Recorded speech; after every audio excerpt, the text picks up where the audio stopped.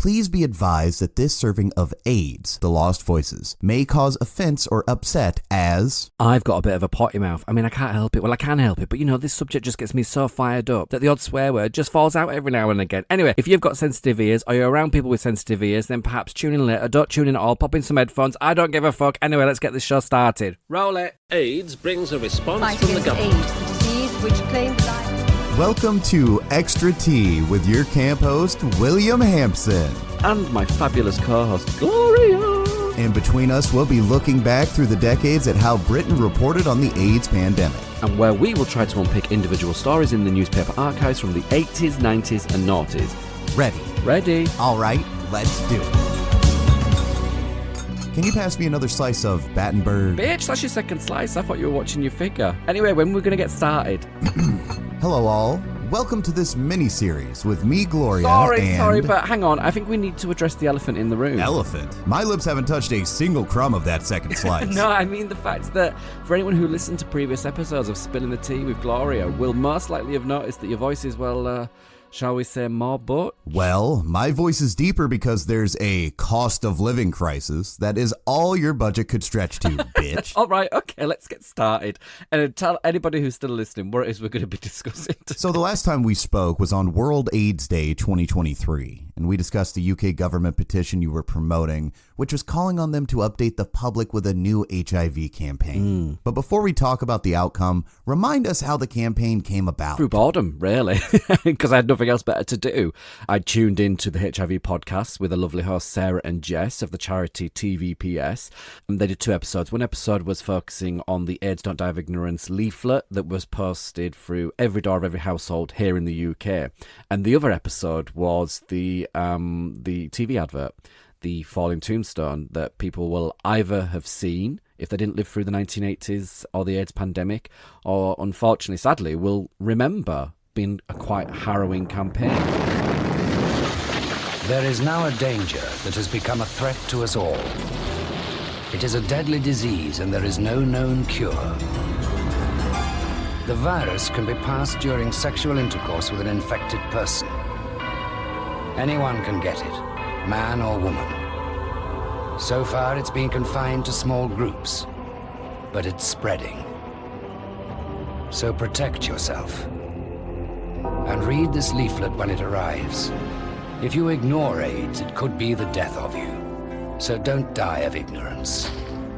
There hasn't been another campaign since 1987. It's almost 40 years. I just thought, actually, why have they been allowed to get away with this? Why has nobody spoken up? I just thought something needs to be done, so I created the petition. So I guess the next step is to start canvassing for signatures. And am I right in saying you needed 10,000 signatures for the government to respond in writing? And a massive 100,000 signatures for a possible debate in Parliament? Yeah, you're right. You need 10,000 signatures for the government to respond to the petition in writing.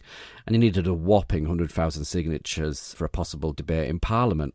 And I would like to have thought, actually, that had it have reached or exceeded 100,000 signatures, it probably would have been discussed in Parliament, because I think even the government, regardless of whichever political party was in power, I think even the government or Parliament would recognise that actually this hasn't been spoken about, there hasn't been an update, and I think it would have been a really good debate. Okay. So, where do you start? Well, obviously, I know I'm nobody, so it's going to take more than me just emailing my mates and getting them to sign. So I thought the obvious place to start would be with high-profile celebrities and personalities that have got large followings, especially, large LGBT followings. So people that were either lived through the AIDS pandemic, lived through the 80s, were part of the 80s, part of the AIDS pandemic, that perhaps lost friends, had written songs about friends they'd lost.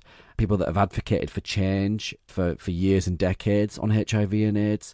So, I've reached out to people like Ian McKellen, Elton John, Annie Lennox, Jimmy Somerville, kind of all obvious people, really. Stephen Fry, Boy George, Ollie Alexander with, It's a Sin, Julian Clary, members of the band Queen, obviously with the Freddie Mercury connection. Some big names. Yeah, I just thought, if it'll just take one of those people to share the link for the petition on one of their social media platforms. And it was such a large following that I would imagine instantly even the gays would jump on it and sign the petition without hesitation. And I thought, that will really kind of allow us to reach at least 10,000 signatures. So the government have got their arm twisted to respond to, why there is a need for an update, or whether they plan to update, or why they're going to turn down the possibility of any update on HIV and AIDS. Did any get back to you? No, not a single one of them. And it was such a shame, really. And it was so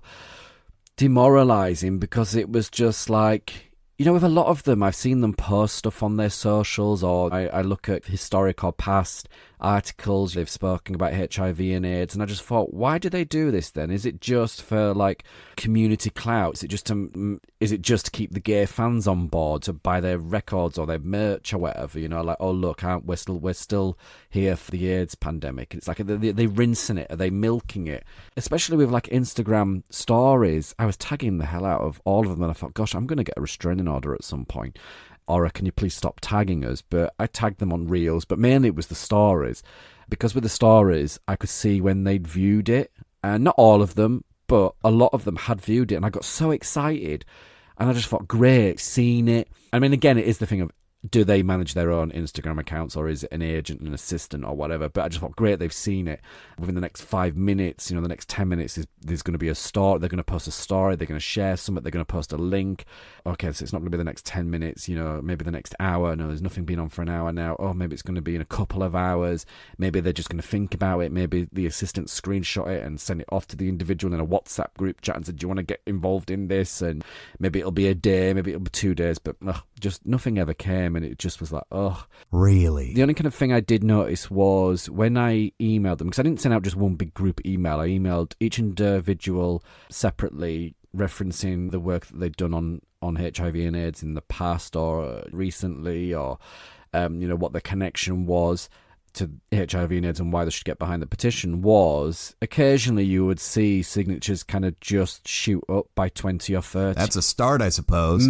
I wonder if that is their way of getting behind it. They don't want to do it publicly by posting something on their socials, but perhaps just sending something around the office, like getting the whole team within the office or the floor that their management team work on, saying, can everybody just sign this? But that was kind of the only thing that I saw, and that's not confirmed data. It was just my imagination. But you'd have thought they'd have declared their support and asked what else they could do to help. And I remember seeing you on social media sending out posters from the ass end of Brighton right up to Edinburgh. Edinburgh. It's Edinburgh. Am I not pronouncing that right? Yeah, over 500 posters to each corner of the UK, and, in venues that would garner the biggest support. So I kind of was targeting the gay community, because, again, they were so heavily hit with the AIDS pandemic. And, there's probably, a lot of us that are living successfully with HIV that are part of the gay community. And I just thought, these are the people that would just sign the petition without hesitation. I think they would just see the poster and be just like, bang, I need to sign that. I need to be a part of that. And so I sent out over 500 posters. Whether that was enough or not, I don't know. And for those that didn't see the poster, it was the 1987 AIDS Tombstone with the strapline, "The government has unfinished business." They did. They started this in 1987 with the Don't Die of Ignorance campaign, with the leaflet and the TV campaign, and boom, silence. We've heard nothing since. There's been no follow-up campaign. So, the government has got unfinished business. Do you think the image of the tombstone from the 1987 AIDS campaign was considered too, let's say, triggering, too raw? Could be. But, when I was making the poster, I thought, is this going to be too... Is it going to hit a nerve with people? Is it going to be too emotional? Is it going to be too, like you say, raw? But I think that's the point, isn't it? It's the poster served to remind people that, shit, actually that is the last kind of image that I have in my head, the big black tombstone with AIDS chiseled into the top, because they can't picture anything else. They can't picture Dave and John skipping down a Barcelona street with the sun beaming on them with some funky music with a message of U equals U, because there hasn't been a campaign since. Just like, they can't picture Sarah and Craig cradling a baby and with a message of U equals U, because there hasn't been that campaign. So I think it was a real good reminder, no matter how emotional or raw it would make someone feel, that actually, shit, yeah, that is the last image I've got of HIV and AIDS, because there hasn't been anything since. And again, with the strapline of the government has unfinished business, because they do. They started this and they haven't updated and finished it. I think as well, if something like the poster is going to be triggering for somebody, then, I would say try living with HIV and facing HIV stigma, because that's triggering. So, yeah, get behind it and sign the petition. Besides the posters, we also saw you banged out custom sweatshirts, then donning a wig and lipstick as the legend himself did in Queen's I Wanna Break Free music video. Then an HIV medication strike to get a response from the Secretary of State, who you'd written to twice before finally getting a response. Then we saw you go undercover to put up posters in pub toilets around the West End, who'd perhaps refused to display the ones you'd already dropped off. The point I'm trying to make is nobody could say you didn't throw everything you could Yeah, at I mean, I'm not a marketing expert. Kind of was like, well, okay, how can I market this petition? Especially on a subject that no one's really talking about anymore. It's not in the news. Doesn't mean it's gone away. Doesn't mean that people living with HIV are no longer facing stigma in many elements. People think, stigma's just bullying somebody, but it's not. It's the subtle stigma as well, which has a massive impact. Stuff like going to the dentist, being given the last appointment only, being treated different by, medical staff and so on. So it was like, how do you market a petition, really? So, I kind of was trying to tap into like the social media aspect of it, making the Freddie Mercury video, the sweatshirt at Sotheby's. But I just thought, even if it's just one or two signatures I managed to get from doing that, then all for the good. But ultimately, all it would have taken was for one LGBT media outlet or one high-profile individual that I reached out to was to run a story on it or to mention it or share the petition, and I think it would have just instantly gained traction, with the LGBT community, especially, the gays, because they would have just, like I said earlier, they would have just been like, bang, I'm on this, I remember it, I was there, I've heard about it, I know the history on it, I've had friends or family members that were taken by HIV and AIDS, so yeah, this is going to get my full support. And they just didn't, and I don't understand why. It just absolutely blows my mind. You were quite critical of the gay media. And look, I've said this before and I'll say it again, it wasn't about me, but if they needed some kind of fodder to be able to say to their readers, look, this is why we're mentioning it, is because this gay guy working in a gay bar, it was another gay that came and blackmailed him and used his HIV status against him, and it was such a malicious act, and this isn't acceptable. Stigma shouldn't be around in 2023, 2024, so let's get behind this petition and sign it. Let's vote for change. And also as well, there was, I'm politically homeless, because I think they all screw you over, so I'm not easily manipulated by either side of the political house, but the gay media loved to bash the Tories. This was perfect Tory bashing fodder as well. So why they didn't get behind it from that angle as well just totally blows my mind. And I just really don't understand it. It's just bizarre. What do you think stopped them from wanting to cover the petition? That I don't know. I just can't get my head around. But, I reached out to all of them and I was relentless. I was email after email after email, tag. And I thought, each time I the longer it went on and the more I was emailing, tagging them, my balls were like going up inside me because I'm thinking, oh God, I'm going to get an email and it's going to say, can you please stop tagging us? Can you please stop messaging us? If you don't stop, we're going to get a restraining order out on you. So, I can admit myself that, I didn't give up. I kept at it. But it just became painful. And look, I don't really want to single anybody out, but if I had to, then, Pink News for me was like the perfect kind of gay media outlet that had an audience, where they were just a news outlet for kind of just fodder, just general news, boom, boom, boom, where a lot of the others were kind of high-end magazines, they're kind of more artsy-fartsy, more fashion. Even though I still think it was relevant to share with their readers, I kind of thought, Pink News is probably the one that's gonna really kind of go, actually, yeah, you've got a point, let's get behind this. I know they're more trans and queer orientated these days, but I thought, look, bitch, don't forget your roots. There's the gays and the lesbians that are kind of still reading this tribe that you're posting, so you should really kind of get behind this and support it. But they chose not to. I mean, I stopped when I got to 11 communications when I was counting up for this podcast episode, but I got to 11, and to break that 11 communications I had down with Pink News, 4 of them were emails, so 4 emails to their news desk minimum. I've got a feeling there might be more, but I got to 4. I tagged them in 3 Instagram posts. Again, I think there's more. 4 Instagram stories. And the interesting thing with the 4 Instagram stories that I tagged Pink News in specifically, 3 of them they viewed. So out of the 4, they viewed 3 of them. So I don't know if they viewed it with their eyes shut, because there was no follow-up. There was no, actually, this might be of interest. Can you give us more detail, more information? You know, where can we find the link? How can we share it? Even though the link was already in the story that I would have tagged them in. But just nothing. And I just thought, isn't that interesting, yet sad? So the likes of Pink News can't claim they weren't aware of the petition. Oh, absolutely not. And, you know, when Scotland was putting out that TV campaign on HIV stigma, Pink News, bang on it, on Threads, they wrote, the first HIV awareness TV advert to air in Scotland in 40 years aims to tackle ignorance and discrimination against people living with the virus. Ugh, virus. Seriously, is that what they wrote? Yep, takes you right back to the 80s, doesn't it? Look, I'm not offended by language, but I think if you read between the lines here, they're kind of going down that whole kind of sensationalist, tension-grabbing, and you could say that they're, you know, trying to get people's attention to come in so that they kind of recognise it as a new advert going out on HIV stigma, so you could argue that. But for me, it's just old-school, vile press, the virus. Rather than, because they could have just put HIV, but it wouldn't have been so catchy, would it? Because then it would have read, the first HIV awareness TV advert to air in Scotland in 40 years aims to tackle ignorance and discrimination against people living with HIV. Yeah. Boring. That would have been boring, wouldn't it? I think if you read between the lines, you can get the gist of where Pink News want to go. And I suppose the point of what I'm trying to make here is the fact that when you've got somebody like me that comes along and goes, look, I'm living with HIV and I'm a gay man, you know, and I really kind of want to end stigma and discrimination in regards to HIV and the weaponization of HIV, Pink News are going to be like, well, shit, if we get behind that and help out and, you know, get the community to support it, then we're not going to be able to write, you know, crap like this in a couple of years or a couple of decades' time. But anyway, because I can't keep my big fat mouth shut, I just had to reply. So I replied. Brace yourselves, bitches. No, I kept it quite cordial. I'm of a generation where you don't scream and shout at people and be offensive to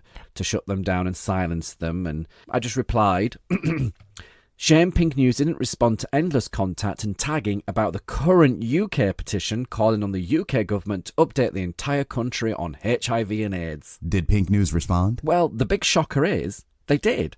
So they replied to my response on Threads where they said, sorry we've missed previous tags about this. It can be hard to keep up with all mentions across multiple platforms. I've forwarded this petition to our news team to take a look at. So, you know, 2 things to probably highlight here is that 1, somebody's probably in the wrong job, hasn't got quite the skill set needed. And 2, I've forwarded this petition to our news team to take a look at.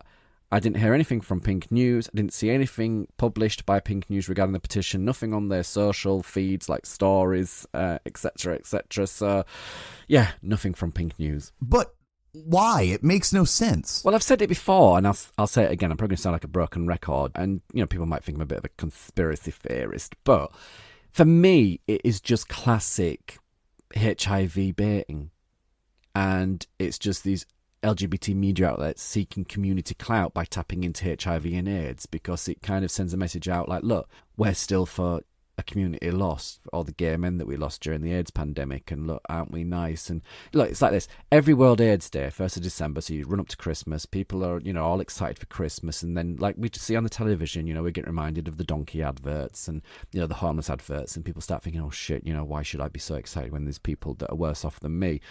Probably more inclined to kind of donate some money, because that's why the advertisers have chosen that period of time to put the adverts on. And it's the same with World AIDS Day. They use it to emotionally target people to either share the story, either to follow if they're not following because it's popped up in their feed somehow, you know, through algorithms and stuff like that. And obviously when you share, some shares get likes. When you get likes, it kind of gives you views and clicks, and then you start to appeal to advertisers. And what does advertisements generate? Generates revenue. You know, it's a great big cycle, really. So it's kind of, that's why I call it HIV baiting, because it's just using people living with HIV and people that have passed from HIV as just a means to get people in. And community clout, as I say, you know, it kind of just appeals to the oh God, I can't even say it. The LGBT community is, oh my God, haven't they got our backs? Isn't this amazing? They're not allowing us to forget our history. Yeah. And to give you like an example, there was a story by Pink News. It's all his fault that we're spending $6 billion in taxpayer money this month to help AIDS fight HIV/AIDS. Over the last few days, this video amassed more than 20 million views on X, formerly Twitter, with people online drawing assumptions and claiming that Biden was blaming Elton John for HIV and AIDS and the money spent fighting it. But this video is actually from September 2022 and seems to be resurfacing as Joe Biden is running for his Tinkling in the re-election. background is this like really dreary fucking piano music, and I thought, what the fuck is this one of Elton John's? So you know how you can click in the bottom right corner, you can click on the audio, the spinning disc, and it opens up the audio, shows you who's used it, how many times it's been used, but obviously it gives you all the details of the music, you know, who's it by, what's it called. I think the title of the audio is very telling as to what Pink News were trying to tap into, because the audio was named, and I quote, Sad Piano Ballad. And it's like, oh, so you've got the sad piano ballad playing in the background, you've got the breathy voice of the young lady. So when I talk about HIV baiting and community clout, that's what I'm referring to, this tapping into this kind of really deep, sad, fucking melancholy, fucking dreary bullshit, which obviously appeals to viewers, because if you get people that are not following Pink News that stumble across that, like I did, are going to go, oh my God, Pink News is amazing. They've totally got our backs. This is our history. Oh my God, I'm on board. I'm going to follow. Clicks and views, I'm going to share. You know, and what do clicks and views make? They make fucking advertisers happy. And was it the same closing the curtains, pretend we're not in, let's hide behind the sofa when you knocked on the doors of other gay media? Oh, absolutely. Yes, look, I'm not just singling out Pink News here, but for me, Pink News was in the perfect position to share this story with the LGBT community, because they are generally, just a general news outlet. They report on some absolute fucking tripe too, reporting on some really very important and significant stories.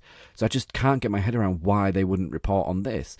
But they're all guilty of it. Gay Times, Attitude Magazine, Soho Radios, and the list just goes on and on and on and on. But I have to say, and I only found this out yesterday actually, because a friend sent me the link, because I didn't know it existed. But my friend sent me a link and said, oh, have you seen this? And it was the Petition being mentioned almost instantly after I sent out the press release by G-Scene magazine in Brighton. So thank you, G-Scene. Kind of a little bit of a lazy article, because he's just copied and pasted a lot of the quotes from my blog. And I say that as a massive compliment in the sense of he didn't need to speak to me. Didn't need to contact me, didn't need to speak to me. All the information was already there. So why none of the other gay media outlets did the same is beyond me. I mean, he's literally just put on the images from the blog, which is the AIDS tombstone that I photoshopped to take out the word AIDS and put in HIV, because it's significant to recognise that times have moved on. And he's just opened the article by saying William Hampson, a London gay man based in his 40s living with HIV since March 2020, has launched a new campaign asking the government to end decades of HIV stigma by telling the public that you equals you, undetectable equals untransmittable. So I say again, why could none of the other gay media outlets do that? Why couldn't Pink News do that? If G-Scene magazine can do it, why couldn't they? It just makes absolutely no sense. It probably came to about early to mid-November 2023 when I thought, you know what, you're getting absolutely nowhere. They're clearly not interested in the gay community that are living with HIV today. They're clearly not interested in supporting the trans community that are living with HIV today. So we're always going to be the victims. We're always going to be used for HIV baiting and community clout. So, you might as well just give up, focus your attention elsewhere. So that's when, out of, sheer desperation, I then started to turn to cameo videos from well-known celebrities and personalities. But what was really sad about the cameo videos, despite paying up front and selecting people because they had a specific following or audience, is that more of them declined to take part than those that did fantastically and courageously just jump on board. Speaking of which, let's have a listen. Hello everybody, Louis Spence here. Now listen, I know you're used to seeing me spinning around in sparkly outfits and just being overly camp, but sometimes I can be serious. And I am going to be serious now. So I would like to urge people in the world on World AIDS Day to sign up to the UK petition to update the public on HIV and end HIV stigma. So everyone can do this. It doesn't affect just gay people. This affects heterosexual people. This affects everybody of every colour, every creed, every race all over the world. If you could do this one thing, it is really, really important. I mean, the government has unfinished business, so let's get this done. So sign the petition. Thank you so much. And now I will give you a bit of a campsite. I'll give you a turn. A pound. a blow, a kiss. That was the camp. This is the important thing to do. The fabulous Madame Spitz. Oh, what an absolute legend. And you know what? Louis was the first one to respond, and it was almost instantly. He sent his video within hours. So what a fantastic message. And look at him. It looked fabulous. Amazing. So thank you, Louis. Okay, let's hear another. Hiya, it's Chrissy Rock here. This is a message to let you all know we need you to sign the petition for the Wales AIDS Day. It's calling on the government to finish what they started in 1987. Advancing HIV medics and you should mean an end to the AIDS stigma. The government has unfinished business. So there's a link below. So if you would like to sign this petition, and it covers everything, so you get out there, get your pen and help. All right? Take care. Lots of love from me, Chrissy Rock, to you. Now, excuse me for looking like this first thing of the morning. At stupid o'clock in the morning, and I'm off to do my first day of pantomime. So let this be the first day for you being positive and supporting Wales AIDS Day. So help out. All right. Lots of love. Oh, the amazing Chrissy Rock. Oh, God, what a legend. And, you know, I had to edit the video as well because she did keep explaining that she was up early and her hair was a mess and she felt she wasn't looking her best. But I thought she looked absolutely fabulous. Yes, absolutely loved fabulous. it. But again, just a couple of minutes of her time for such an important message, you know, for the HIV community. So, Chrissy, if you're listening, thank you so much, darling. It was absolutely I didn't brilliant. understand a word she said, but I'm sure it was fabulous. Oh, she's fabulous. Thank you, Chrissy. Mwah. Saving the best for last with this absolute gay icon. Was this a case of your people speaking to her people? Not really. It was just more about money talks, doesn't it? So, yeah. Let's listen. Roll it. Hey, best friend, it's me, Liza Minnelli. Stop for a second for a very important message from me. I'm here to talk about the UK government and how they've got unfinished business. Did you know it's been over 40 years since the UK government said anything about the HIV and AIDS crisis? The last time they did a media campaign to inform the public about the HIV and AIDS crisis was in 1987. And this is the campaign. Roll it. If you ignore AIDS, it could be the death of you. So don't die of ignorance. That was terrifying. The truth is, we've learned so much about HIV and AIDS in the last 40 years, and it's time that the public finds out. We've got to end the stigma of HIV and AIDS and let everybody know that undetectable equals untransmissible. Yeah! So sign the petition urging the UK government to finish what they started and update their media campaign for 2023. I already signed the petition and it only took me about a minute. So go ahead and click the link in the bio, sign the petition, share it with your friends and family. And remember, what good is stigma around HIV? Come end the stigma now. HIV and AIDS is not good, but it's not a death sentence anymore. That was pretty good. Bitch got Liza. Oh, my God, what that camp. Oh, absolutely loved it. Although I must confess, this wasn't the real Liza. Really? This was actually the amazing and uber talented Schwaworks, who does personalised Lizagram, so go check them out. But, you know, absolutely amazing messages from Louis Spence, Chrissy Rock and Schwaworks. But what are just a real kind of, you know, uplifting message for World AIDS Day to get people to sign the petition, and it worked because the signatures did go up.